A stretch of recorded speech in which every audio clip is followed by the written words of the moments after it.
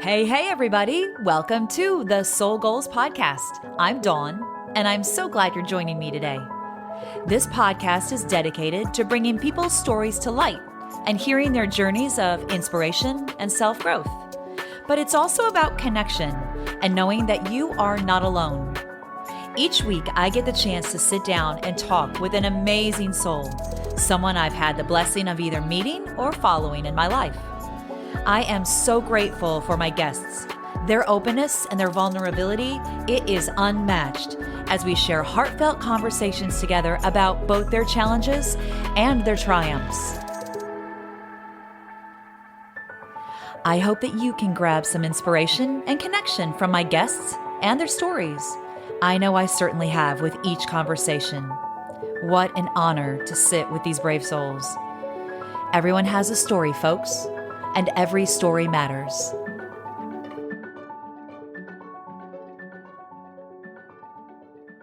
Hi, everybody. Welcome to another episode of The Soul Goals. I am Dawn, and today I have a remarkable young lady joining me on the podcast. Her name is McKenna Braegelmann, and McKenna hails from Washington State, correct, initially? Yes, that's correct. Other side of the country from Nashville, Tennessee, where I'm sitting in my home studio broadcasting. But McKenna is amazing because she is a Division I softball pitcher for the University of San Diego and currently a senior there. Yes, that's correct. Yeah.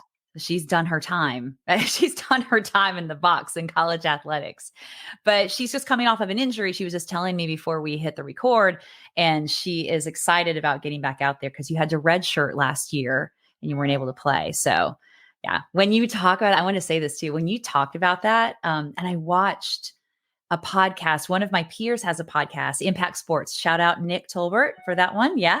Yes. And he was interviewing you and I watched a piece of that interview and there was different points of it that you talked about your sport that you were just glowing. And it was really nice to see that. And it was really refreshing because I think so many times, and you can attest to this probably too, we get caught up in our sport or our job kind of being our identity. And then we kind of miss what it's really all about. Yeah.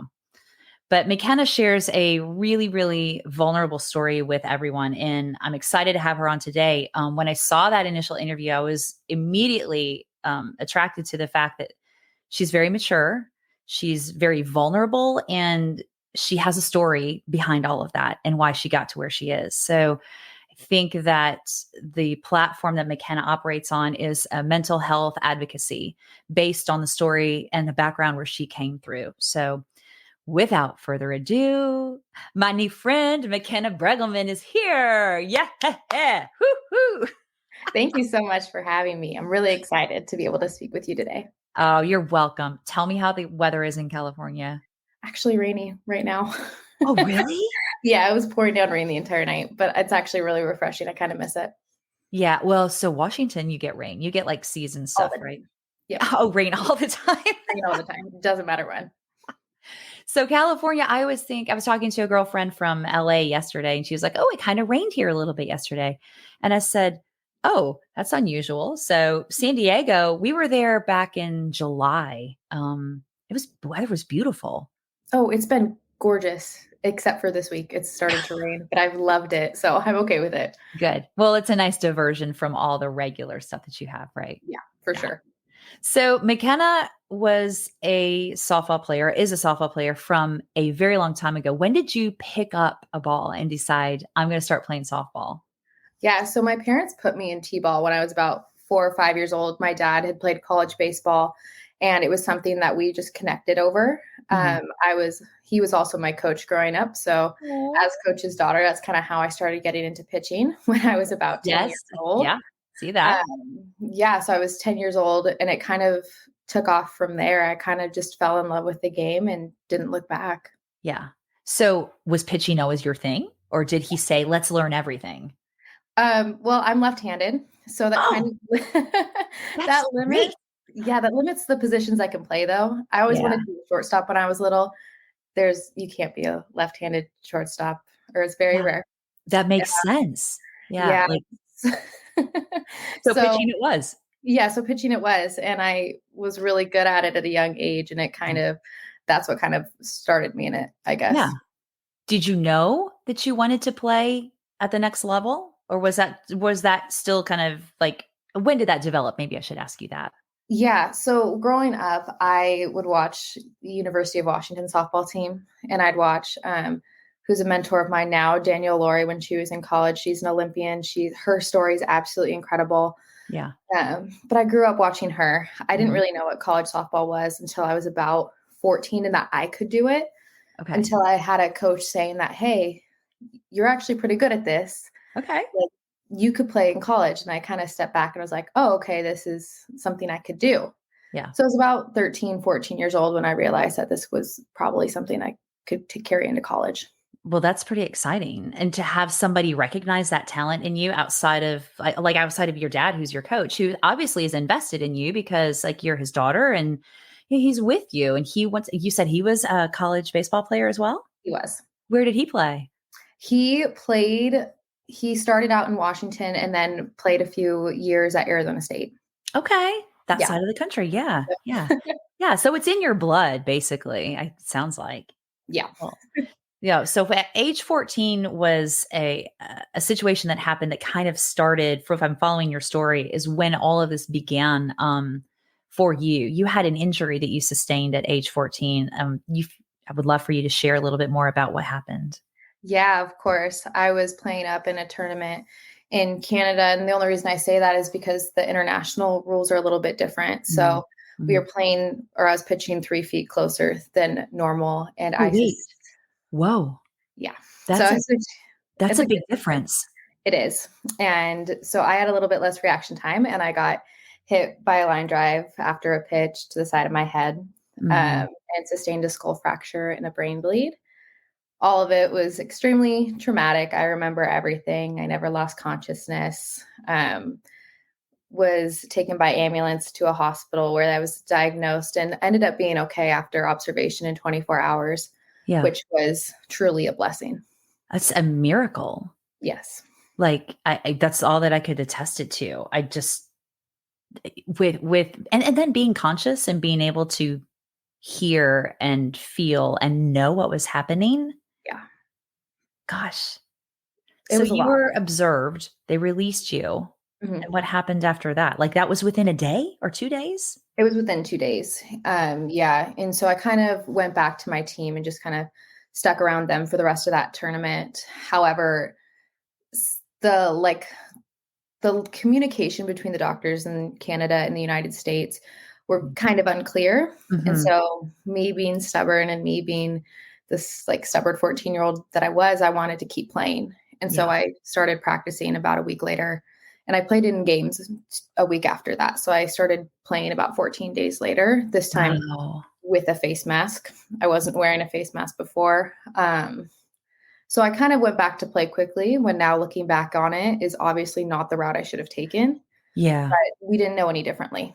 Right. Yeah. Well, exactly. You didn't know any differently. And your desire was to go back out and do it. And I would think Yeah. that a lot of, and your story is probably based on getting back out there and having to face that feeling, being back on the mound of having that happen to you and being very conscious about all of it too.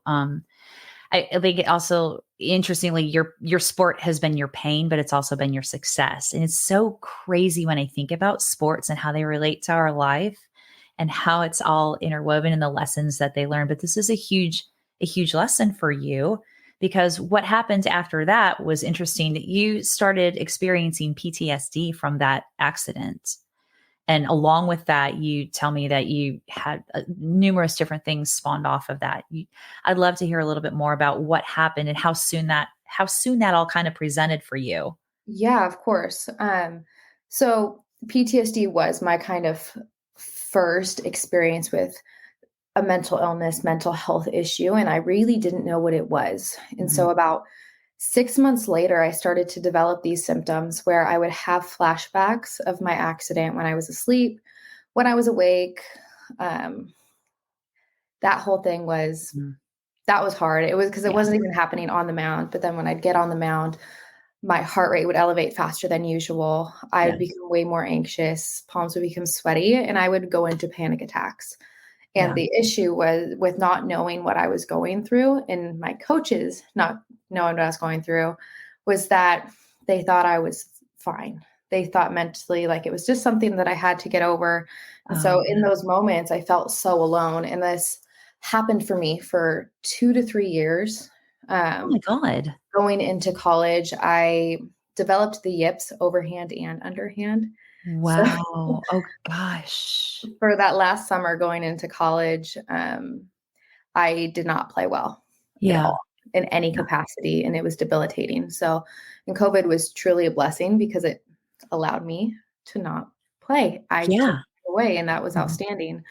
Mhm. I didn't realize what I was going through until I came to college. Mm. I had a coach. The coach knew my story. Mhm. She knew what had happened to me, and she suggested, "Hey, let's go see our sports psych." And I was like, "Okay, if it's going to make me better, yeah, let's do it." Yeah. And after kind of talking to my sports psych, I learned not only was I dealing with severe PTSD, but I had general anxiety disorder that was truly debilitating. Yeah. And then over time, over that next year, I developed numerous eating disorders as Mhm. well as depression. And then that led to some suicidal ideation. Mm. But no, I didn't know what was happening to me. And I think that was what was so scary about it all. Mhm. Yeah, and you were young, Yeah. you know? And I would think at the age of 14, 15, all this happening to you and you keeping it under wraps and people saying, it's okay. Yeah, you're going to be okay. It's fine. It's just something you're going through is, I mean, and like, I'm not saying that they did the wrong thing. They did what they knew to do. Exactly. But unfortunately, the awareness wasn't there to know that there was something else going on. So I can't imagine that isolation that you lived in for those years before you went to college and how you had to be a very, very high functioning individual to get to a point where you could still play in college and that you were being sought after. Yeah, that's a little bit of an understatement. No, Yeah. I Yeah. I committed to USD when I think I was 16 years old, and I was kind of still like it wasn't completely debilitating. Um, Okay. and when I was 17, the head coach that recruited me left. And Oh, so for wow. that entire summer, we didn't have a coach. And then a new coach came in, never really saw me pitch. This was a year before I was going in. That year after, right when COVID hit, she left. Oh my And God. so we have the coach that I have now, who's honestly, it's the greatest blessing. And um, however, during that summer, or those 2 summers when I was playing horribly, there weren't any coaches there to watch how I was doing. And so I Yeah. was extremely fortunate to be able to kind of like fly under the radar and Mhm. kind of work through what I was working through without any sort of negative or just attention in general, which Right. was like negative or positive attention, which was I kind of attribute some of my success to that. Well, yeah, I guess so. But then also, and before we hit the record, we talked a little bit about the recruiting process. It's hard. Yeah. Recruiting process is so hard, and there's so many ups and downs. And so, if both of my girls are committed to play, and one is playing, and I know that intimately, being beside somebody that is trying to do that, the ups and downs. And then I think about your process on top of that, and what you were dealing with privately. So, yeah, high functioning me I mean, we laugh about it now because I but know. it's comical because I feel like there's so many people that would fall into that vein because Yeah. it's not something that is I guess maybe it's getting more prioritized and more, applicable to talk about. But man, like, you were still in a place where it wasn't spoken about. It wasn't even understood. Which is funny because that was only a few years ago. Like, that's what's so shocking to me about this entire conversation about mental health, too, is how quickly everything changed and how much awareness is being brought to it, which is incredible. Yeah. But just even 6, 7 years ago, I had never felt more alone and isolated because I didn't know what was going on, and neither did anyone around me. Yeah. How did your parents help you with any of that? I mean, as a parent, I feel like they would know you obviously very intimately and want to be helping you, but not again feel very helpless. Yeah, they were as supportive as they possibly could be. Mhm. They were there for me as much as they could, helping me try to get through it. We attempted to see a psychologist and she wasn't a match for me. And Mhm. so we kind of just started looking around and they helped throughout that entire process. I just don't even think that they knew what was going on. Yeah. Like I was such a high functioning individual. I had straight A's. I Oh, wow. was an overachiever in everything, a perfectionist in everything that I was doing. So on Mhm. the outside, it honestly could have appeared that nothing was wrong. Yeah. Or if something was wrong, it was minor. It wasn't as bad. Like it wasn't on the outside seen as bad as it actually was internally, Yeah. which is, I feel like they didn't know how bad it actually was. Yeah. When do you believe that they became aware that this was really a debilitating issue for you? Was it before you went to college or after you No, went? when I went to college. Okay. Um, I, being on my own for the first time, I was able, this is a really bad coping mechanism, but I was able to isolate a lot more than I had in the past. And Yeah. I was doing that a little bit more regularly. And they were kind of seeing how badly I was struggling in all aspects. And you could see physically, like my sophomore year when I was dealing with my eating disorder, you could see physically that I was malnourished. Yeah. And so I, like, going back home, family members made comments. And so they could see that something was wrong. Mhm. And I was able to kind of start opening up to them a little bit more as things went on. And now we're pretty transparent about everything. Uh, Yes. but after college is when I took that shift. Yeah. Golly. And then how far were you away from your family during that time? Like, how far is that distance from your hometown to where you are in college? Like, It's is like it a 3-hour flight. okay. Ah, that's a ways. Yeah, Yeah. it is, but it's an okay 3-hour flight. It's Yeah. not as far as it could be. But the thing I think, and you just said about the coping mechanism, the isolation was kind of the deal for you. I think if I look at that for what it was and where you were, it was probably a survival mechanism for you as well. 100%. Like I think even with my treatment, with my eating disorder, I think one of the things that I learned through my therapy was that it was a mechanism to get me to where I'm at. I don't like the person that I was when I was in the middle of it. I don't want to go back and revisit that and redo it at any time. However, it was something that was, um, it was a catalyst to get me, and it saved me from the things that it was protecting me from until I was ready to address them. I agree with that. Yeah. I agree with that wholeheartedly. And I remember when I was dealing with it, it was a mechanism of control. Yeah. It was some of the only things I could control. I couldn't control, it felt like I couldn't control how I was feeling, but the one thing I could control was how I coped and that, Mm, like, what I ate or what I didn't eat. And right. so that was a huge sense of, like, that was something I've had to work through a lot, is that sense of control. Yeah. That's also not talked about at all. Exactly. How is that collegiately? Because I think that, you know, pushing through the pain, that was something that you spoke about. And with both of my daughters too, it's like they have both talked about in different forums. Like, I can't tell my coach what's going on, or I don't need to, or I don't know how much I should push with this injury that I think I have, or talking to somebody because I don't want to lose this spot or have a spotlight put on me for any reason. Do you think that there's any any positive movement in that being something that is growing into a it's okay to talk to your coach about? Or do you think it's just a case by case maybe? Truly, right now, I think we're in the middle of it. Yeah. I think it's case by case, because the one thing that I've known as an athlete is just growing up, what we're taught is mental toughness is pushing through pain. Mhm. Mental toughness and mental health are totally separate, Yeah.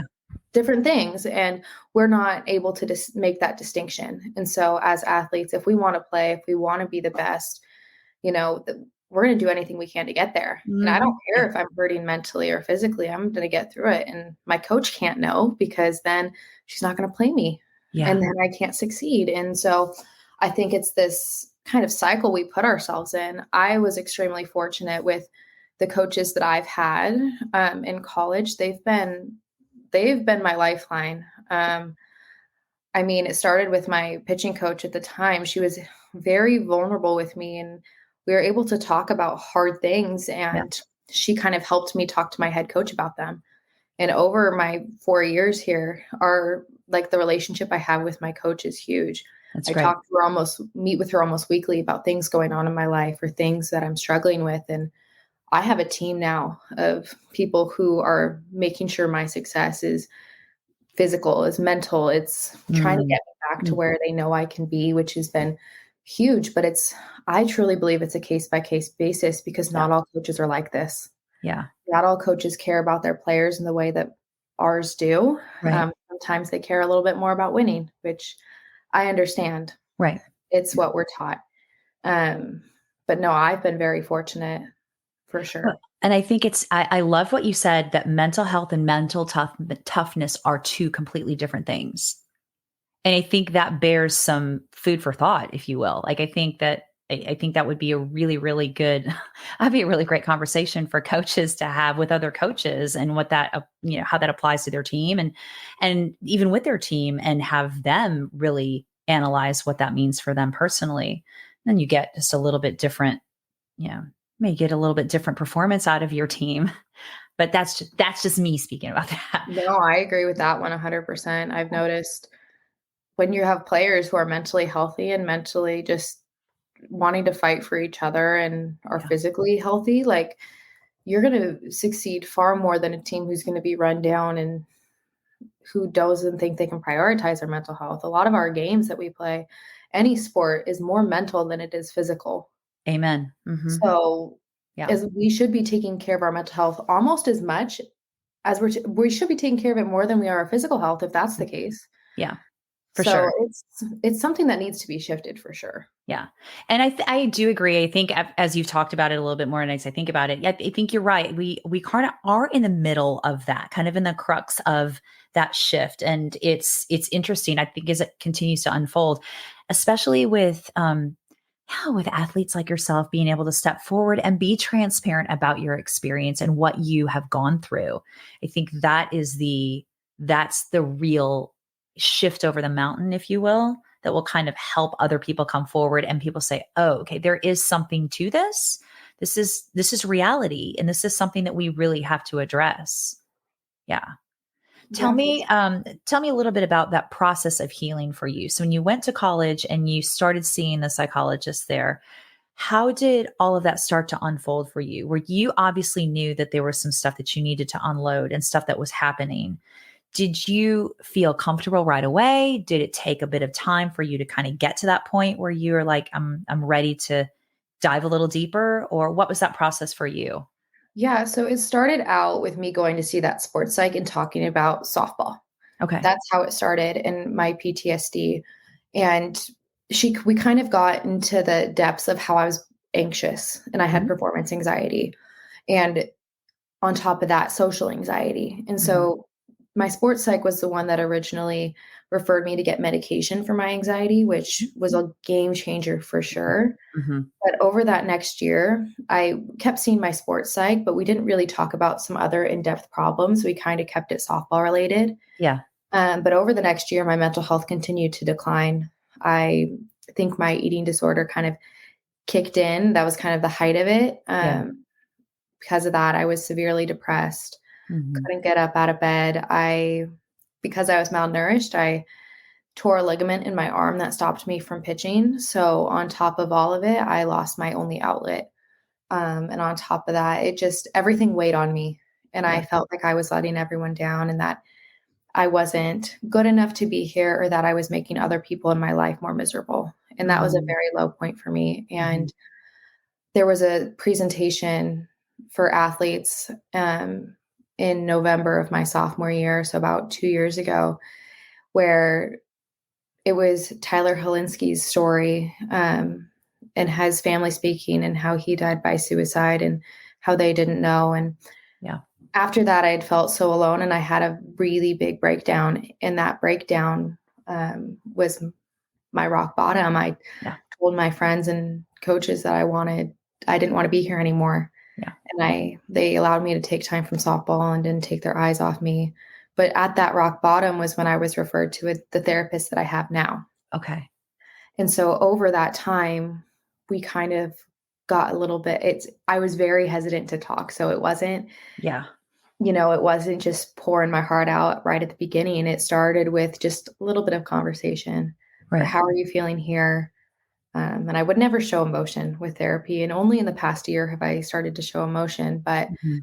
um, I had realized over that time with all my other mental health issues that talking about PTSD was easy now.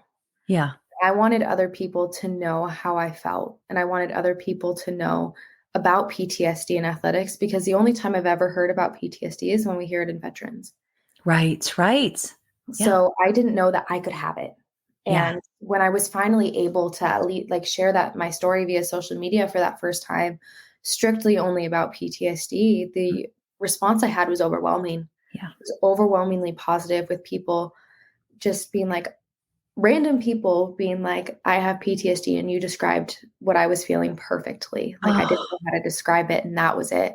And oh. so that was the start, truly the start of my healing process, Mhm. was being able to kind of talk about it and share it and to make other people feel less alone. And in that Mhm. process, I felt less alone. Yeah. Isn't that And interesting? so that's kind of where my healing process has been. And it's, Mhm. honestly, advocacy has been my healing process, Mhm. Yeah. making sure other people didn't feel the way that I felt, Yeah. making sure people knew about these things that I didn't know about. Right. I think that's been really the key to my healing process, along with side therapy, but in the support system for sure. Yeah. Yeah. And that whole the cathartic healing that comes along with being able to share and give your stuff a voice.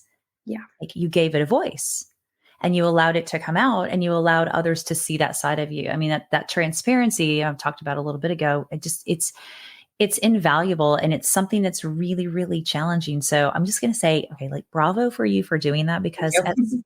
yeah, I know that's not easy. And I know that making that first step was hard to do. But I love that you're a champion for other people in the way that you don't want them to get to that point where you were. You don't want them to feel like they're by themselves.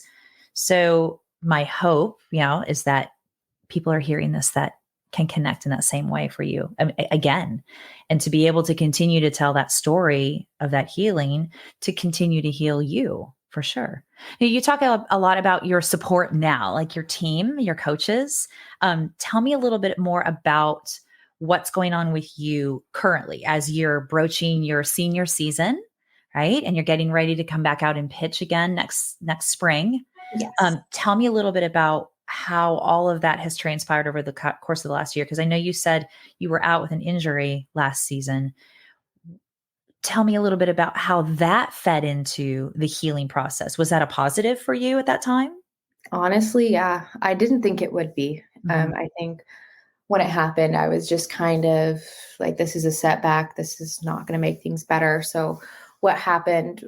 Well, for a while, we didn't know what happened. Mhm. I all of a sudden got super dizzy and experienced extreme dizziness and nausea, Mm. and couldn't exercise without throwing up. And Oh, this wow. happened for about a year without anything being diagnosed, after a bunch of tests and everything. And it was only until late last spring was when I, like, my physical therapist kind of was playing around with my neck, and we kind of realized that I had an instability in my neck that was causing all of these neurological symptoms to happen, which was insane. And the whole process was horrible. I wish I would never have to, like, I don't wish that on anyone. I was sick for the better half of a year.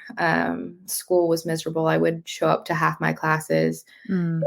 It was a really rough spot for me Mhm. physically, something that I Mhm. hadn't experienced necessarily before. And obviously couldn't pitch. And so Mhm. until September, I hadn't pitched in a year and a half. Oh my goodness. Yeah. So I just started pitching again in September, Mhm. which the whole process has been great. But during that time, it allowed me, stepping away from softball made me realize how much I loved it and how much I missed it and how Yeah. grateful I was for it, and how much I took it for granted. I took Mhm. this perfectionist based, and this whole process has, I feel like, allowed me to heal my mental game. It has allowed me to Yes. strengthen my mental game and understand why we do certain things when we do, gain my softball IQ, learn how to pitch call, learn how to do things that are going to benefit me mentally. Yeah. This past summer, tagging on to that healing process, I went through trauma therapy Okay. to kind of fully break down what was going on in my head and to kind of develop the good coping mechanisms and the good things to kind of catch yourself when I'm in these bad spots. Because what was hard with PTSD is I'm standing out there on the mound constantly thinking that I'm going to die. That Yeah. was an active thought going through my head that I couldn't control. And Mm. I'm grateful now that I can control it. After Mhm. going through trauma therapy, it was hard. It was very Yeah. hard to get down to the root causes of these feelings and thoughts and to work through it. But that year off was the most healing for the mental side of my game. And Mhm. coming back this year has been truly amazing. I got to essentially start over, Yeah. build a new base, reinvent myself. Um, but it wasn't starting over mentally. It was building on what I had learned. Right. Right. So just in small pieces, when I've gotten to pitch live for the first time, it's been amazing. I've been successful because my mental side is so strong now. Yes. And physically, I didn't lose anything. I Right. obviously didn't pitch for a long time, but I still have the same skill. And I think Right. that was the hardest part coming back is I thought I would never have it. Yeah. Yeah. Um, I would think that that would yeah, be my first thing to think is, oh my gosh, it's been a year and a half. How is she physically, like, how much is that going to take to get her back into her sport and into her position? But yeah, how interesting that, like, and you said it earlier, like addressing the mental is just as important as the physical, and maybe in some instances even more so. And so this is an instance, I would say, because the physicality didn't go away. no.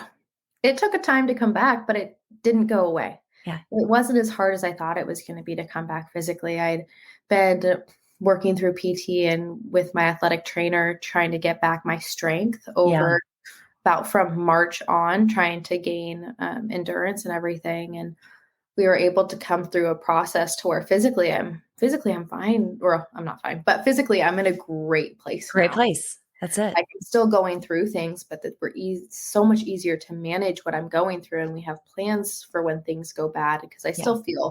still get sick. I still Yeah. can't run. But I can manage it now. Yeah. And the mental side of the game was the stuff that has been a game changer, and my Mhm. appreciation for the game and the love for the game and not being outcome based anymore. This sounds Mm. horrible, but I don't care how I do. I'm just out there. I'm I just love excited that to get to though. pitch again. It's been Well, freeing. that's amazing that you've gotten to that point, because I think when you can release that expectation, then you can really actually flow with your sport.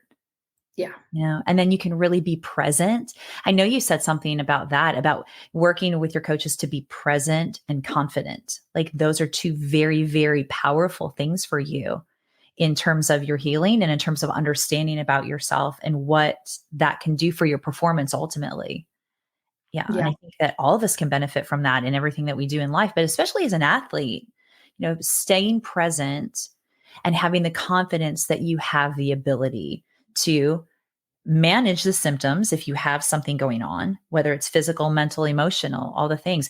Another thing that you said in that interview with Nick was the false alarms in our brains.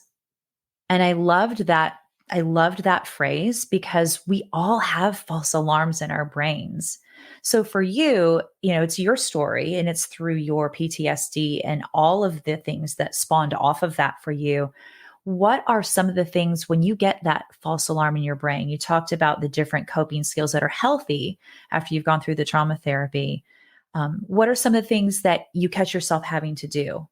Yeah. So the first thing is I kind of catch those false alarms. Those false alarms come off as thoughts or just kind of some sense of arousal in terms of accelerated heart rate, or Mm. I'm noticing that I'm super anxious and I'm not sure why. And in the past, I've attributed that anxiety to, oh, you're not going to do well, or, oh, Mhm. you're going to plate this pitch and they're going to hit it back at you and this is going to happen again. And it became like a rabbit hole. So Mm. I've noticed when I kind of unhook those thoughts. Okay. There's a process in therapy that I've been going through, and it's called unhooking the thoughts. And what I visualize is I visualize those thoughts kind of flying away. Oh, I love that. it's really weird to think about. Like I picture them just kind of going out of my brain. Yeah. And then I use the grounding techniques that I've learned. Mhm. I love the 5, 4, 3, 2, 1 method of Okay. 5 things you can see, 4 things you can hear, 3 you can touch, 2 you can smell, 1 you can taste. I Yeah. love that one because Yeah. it brings me back to like what I like to call a neutral mindset. Yes. That's something I think what's also huge, and one thing that I've developed over this course of time is the ability to not let my emotions take over. The Oh, ability to good. think about the task at hand and be like, hey, like, let's focus on what this is now. Right. Because the one thing I've learned, and there's a family friend of my dad's growing up, his name's Trevor Moad. He was Russell Wilson's mental coach. Okay. And he kind of invented this idea of thinking neutrally, and he says that negativity works 100% of the time. Wow. He's not wrong. He's not wrong. So when I got caught and when I started thinking these negative things, it was debilitating. Of Yeah. course it was debilitating because I was telling myself I was going to die. Yeah. And sometimes when those situations arise, you can't think positively. Yeah. And that's okay. It's this overwhelming sense of needing to be positive all the time. I'm sorry, but I think it's crap. You don't need to. I agree. I agree. It's about getting to the bottom of where you are. And I read something the other day that positive people aren't necessarily always positive about things going on. They are just non reactive and Mhm. have learned how to manage the negativity that comes up.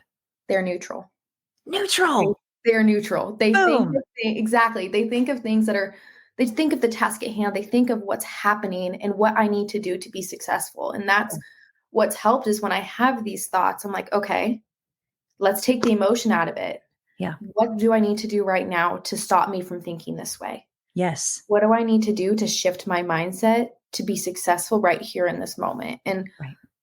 that has been the most relieving thing is this ability to be like, I don't need to be negative, but I don't need to be positive either.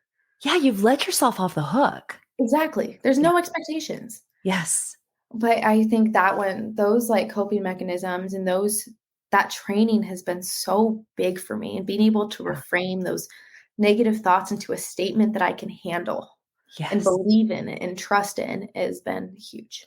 I love if there's a mic drop moment in this talk that we're having, it's that. It's like I don't have to be negative. I don't have to be positive. I just have to be neutral. I have to be present. Dude, Exactly. that's so big. That's so big. Right there is a huge piece for, I think, probably anybody, whether you're an athlete or a mom struggling or a dad struggling and it doesn't matter. Wow. That's great. That's really great. How are you with that successfully? If we could say on a scale of 1 to 10, 1 being, ah, I'm I don't do it well, 10 being I'm a master at it. Where do you think you fall right now? Probably around like a 65 to 70. Okay. Majority of the time I do catch myself. Yeah. There are some times, like with softball, we're gonna probably say 80. Like Okay. I'm able to very much confidently able to like imply this into everyday practice with Mhm. softball. When it comes to my life, we're gonna call that about a 50. Okay.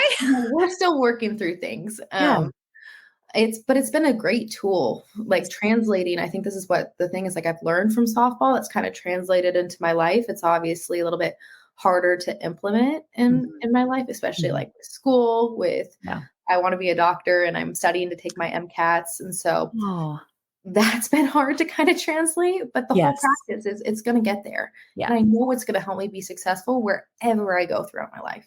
Yes. It's That's cool. that Yep. parallel of sports to the life. And like, I just don't believe there's any accidents in terms of how our life is directed and the situations that we go through. I love that you want to be a doctor. I think you're going to make a fabulous one and Thank you're you. going to educate so many people on so many things. You're going to do big things. I totally believe that. And just by being very formidable and being very transparent about this process, that's so big. That's so big. Because like if I look back, what you were talking about, sophomore year was for you was just mind boggling, right? And the fact that you made it through, and you're intact and you're here now. And that junior year was such a piece of healing for you and learning how to do that work. And now you're like, okay, I may not be all the way there, but I got the stuff that I need to do. It makes your story so so relatable, I think, to other people. If they can go, all right, these are the pieces. You can do this. Yeah. Did you ever feel at your lowest point that there was still a piece of hope? No, that was what was very hard about it. When I was at my lowest, I felt no hope. I didn't Mhm. see a future for myself. I didn't see what I had thought for myself. And I was very fortunate to have a few very close friends that saw the hope in me Yeah. when I didn't. Yeah. I was talking about this with someone recently where I don't think I'll ever be able to repay the few individuals who did save my life because they saw something in me that I couldn't see in myself. Oh, And it was there one of them or a few of them are still my teammates, and I like being able to play with them. I play for them. I don't play with them anymore. They're kind of what keep me going through all of this. And it's been really amazing mhm. because I've been able to shift from that to be able to be that for other people. Yeah. And I don't, like I said, I don't think I can ever repay them. They mean everything to me, and I know they know that. Yeah. But no, I wouldn't be there without them because I had no hope. Mhm. I was done. Oh, goodness. Yeah. What a beautiful testament to your friendship. And that brought me to tears. That's so special. And those are the people that you're going to have at your wedding one day and Yeah. at the birth of your kids and all of those things. Like all of that stuff. Those are meaningful friendships. Those are so good. Oh, hold on to those. It's so good. I'm never letting go of them. No, don't ever do that. Don't ever do that. No. What do you think would be your biggest blessing? Maybe that They, maybe there's a handful of other things. yeah, I'd say this, everything that has happened to me is truly my biggest blessing.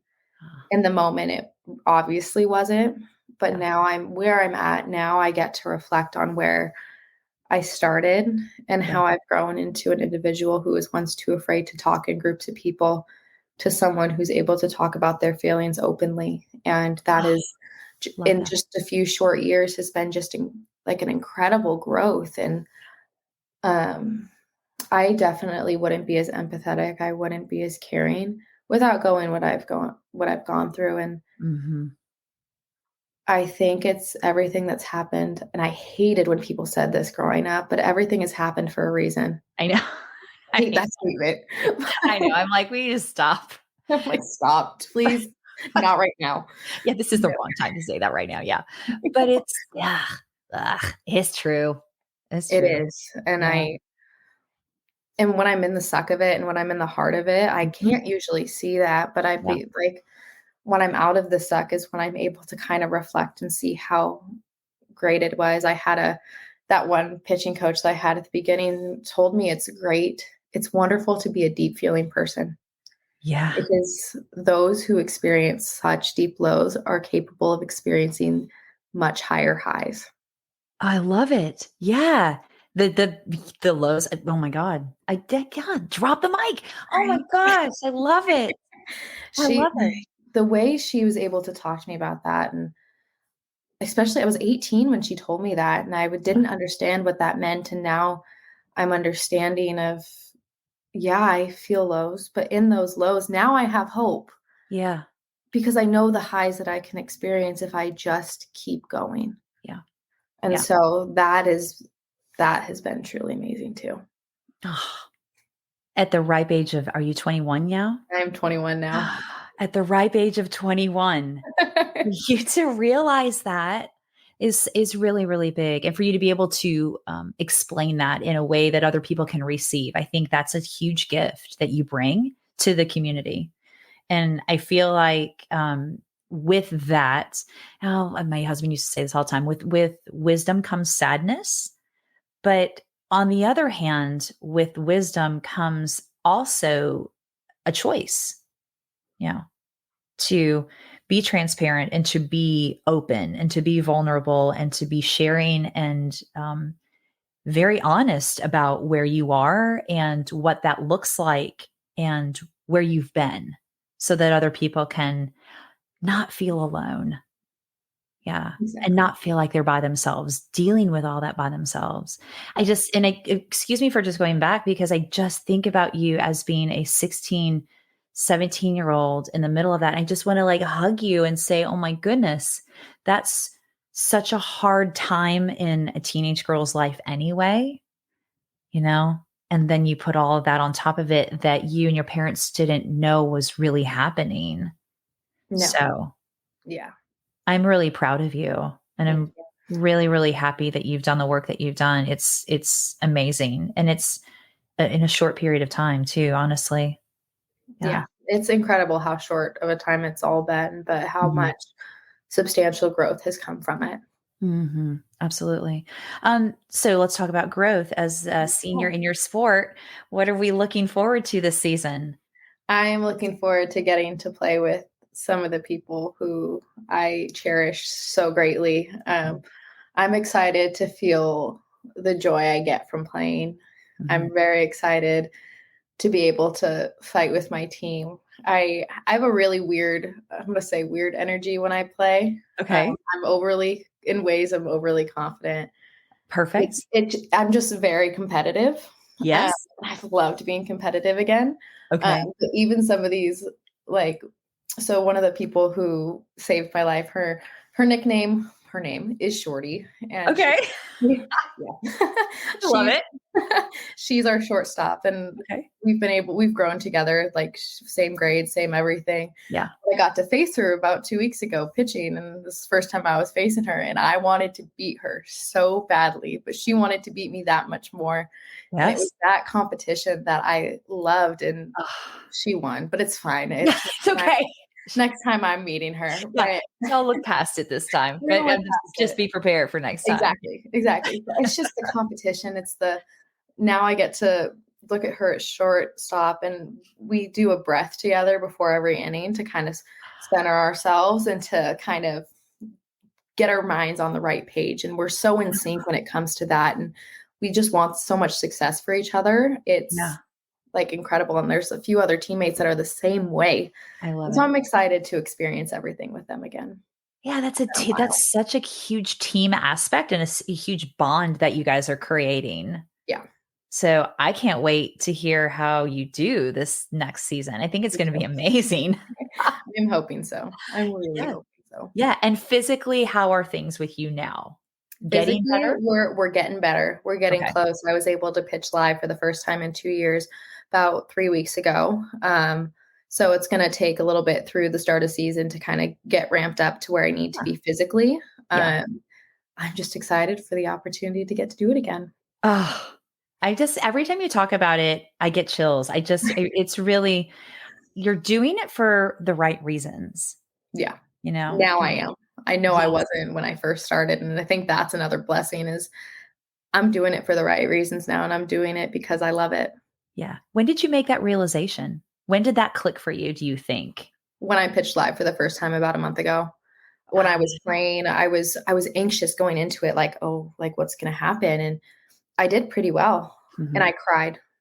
I struck my first batter out, the first person I faced, and I was on that mound, and I cried happy tears, and I Oh, got to hug my coach, hug my teammates because I only got to face 3 batters that day, and it was 2 years of pain and suffering finally was in my head worth it. I succeeded. I had reached this goal to play again because I never thought it would be possible. And so that's when I realized that every I realized this for a long time after is every second I get to play out there is a blessing because yeah, I'm truly living. I talked to my therapist about this and we made the realization that I'm living on borrowed time. I'm pitching on borrowed time. I shouldn't be where I am.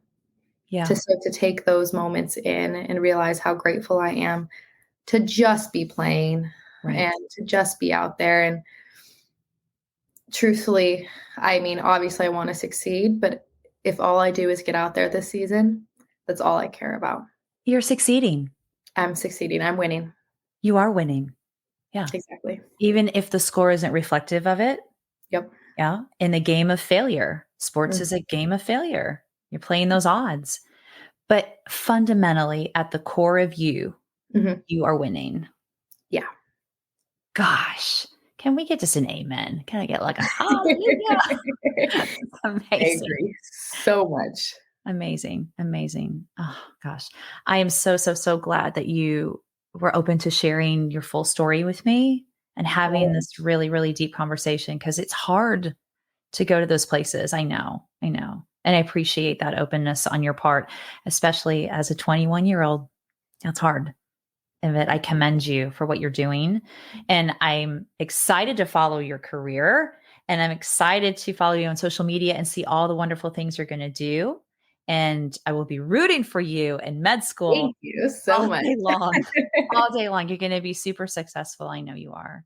But before we wrap up, though, I do want to, I know Nick did this with the impact sport, so I'm going to throw this at you. I love doing the rapid fire questions too, just to learn a little bit more about you. Yeah, of course. Okay. Are you ready? I got about 4 or 5 of them for you. I'm ready. Okay. Number 1, what is your favorite type of weather and why? Rain. I find it so peaceful. Okay. My younger daughter's the same way. I was like, oh, it sucks. It's raining today. She goes, I kind of like it. I love the rain. Yeah. I love the rain when you don't have it all the time. Oh, true. Where you are, San Diego's not, you don't experience rain every day. Yeah. And it's raining right now. And I'm so happy. Oh, I love it. It just shows that you talk about the lows and the highs. So you can experience all the places. Yep. Okay. Number 2, this is fun, right? Who is your favorite Disney character? Ariel from The Little Mermaid. It's been my favorite since I was like a little kid. Oh, I love it. It's timeless. It is. Oh, was that your favorite movie as well? The Little Mermaid? Except for my parents would cut the ending because like the scary part, because I was terrified as a little kid. Yeah. I didn't know about the ending for a little bit, but still favorite movie. Oh, Ariel, I love her. All right. Number 3, on a scale of 1 to 10, how messy is your dorm or your apartment where you live? Probably about a 5 right now. It's not like we just came back from Thanksgiving break, so I haven't unpacked yet. Okay. So things are still stuffed in your suitcase. When do you go back? You're just there for a couple of weeks and then you do finals and then you go back for Christmas at home? Yep. Oh, okay. And then number 4, if you could snap your fingers and be playing any other sport in college, what would you choose to play? I wish I could play soccer. I played in high school and I forget how much I miss it. Gosh, do you know I was my youngest daughter's soccer coach at like age 3 with a field of like other 3 and 4-year-olds. I knew nothing about soccer other than just like kick the ball in that net thing over there. It was terrible. I knew nothing about it, but I love watching it. I love soccer. Oh, it's athletic. It's aggressive. Let's go. Fun. I know. I miss it so much. You should do like an intramural. Well, you can't with your sport. I was going to say. Someday I will. Yeah. One day you get back to that for sure. Yeah. All right. And number 5, what's the best piece of advice that you have ever received? That you can still be afraid and do it anyway. Oh, I love it. Who'd that come from? That came from one of my other coaches. I was sharing my story with her, and she goes, the courage to be afraid and do something anyway is huge. And all it takes is 30 seconds of courage. Oh, I just got another chill. Yeah. Yeah, that's right. It's right. Yeah. I think there's so much perspective in your words and the different things that you spoke about today. It's very refreshing, right? It's very, it makes it feel very doable and very possible. And I think that's why you're such a relatable individual as well as sharing all the things that you have so intimately shared today with me. So thank you. Thank you. Thank you so much for letting me have this conversation and providing me the platform to have this conversation. It's huge. Oh, any day. Any day, any day. Let's talk again. I want to hear, Gladly. yeah, I want to hear after your season's done. We're going to revisit next spring. I want to hear Perfect. how it all went and kind of just, we're going to do you think I'm kidding? I'm not kidding. I'm not. Oh, I know you're not. And I love it. I'm totally not kidding. I want to know all about it. And I want to know where you're at with med school and everything that's going on with that. Perfect. Sounds amazing. But I'll be following you and stalking you on social media, as should everybody else, and all of the wonderful things that you have to say, the mental health advocacy, the platform that you are now coming from with everything that you've gone through. It's brilliant and it's needed, and you are worthy and you are valuable and you bring so much to this world. So thank you for being you. I appreciate it. Thank you so much. I appreciate you more than you know. Oh, mwah. You're welcome. I hope you have a great rainy day in San Diego. Thank you. Okay. Until next spring. Until next spring. Bye, girl. Thanks so much for tuning in today, guys. If you have an idea for an interview or you would like to share your own story, I would love to hear from you. Send me a message at dawn@thesoulgoals.com. If you enjoyed today's podcast, I'd love for you to leave a review and to consider following and subscribing to the show. With weekly releases, there is always another interesting story to be heard.